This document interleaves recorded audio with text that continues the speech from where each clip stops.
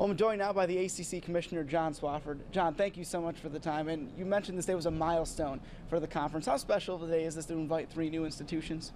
Well, it's really special. I think when you take the 12 institutions that we have had in the ACC, and you add quality academic and athletic institutions such as Syracuse and Notre Dame and Pitt, it truly is a milestone, and I think it's a marriage should be good for both parties, and I think what we're looking at now with the addition of Syracuse and Pitt and Notre Dame to the ACC and our becoming a 15-member conference is that opportunities are out there in an unlimited way for the particular individual institutions as well as for the ACC as a whole.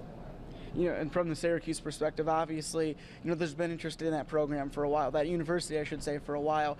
What about Syracuse is so appealing to the Atlantic Coast Conference to the point where you invited them a couple years ago? Well, we have been very interested in Syracuse for a long while. It's a great institution, first of all. It fits extraordinarily well with the ACC from an academic standpoint. Secondly, there's tremendous tradition and history from an athletic standpoint, and a lot of the sports that Syracuse excels in, we excel in across the ACC. Thirdly, geographically, it's a tremendous fit for the ACC. It brings us into the New York City market. Syracuse obviously is very strong here, as is Notre Dame, as is Pitt, but Syracuse being the bell cow, I think, in terms of college athletic programs and interest in New York City. And it helps us in the sense with these 3 new schools, inclusive of Syracuse, that the Atlantic Coast Conference now truly does run the entire eastern seaboard and the Atlantic Coast. We drift into the Midwest a bit with Notre Dame, which is a very national institution. And then a year from today, we'll be bringing in Louisville in Kentucky, which is an adjacent state to Virginia.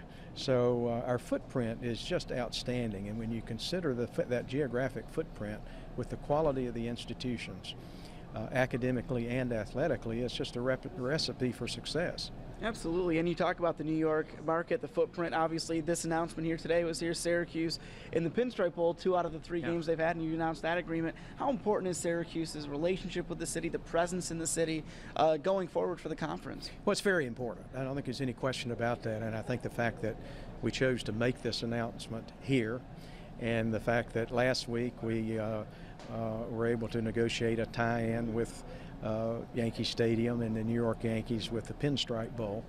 I think that says it all in terms of a statement about our belief that New York City is now a prominent part of the Atlantic Coast Conference and our footprint, and the most prominent part of that is Syracuse.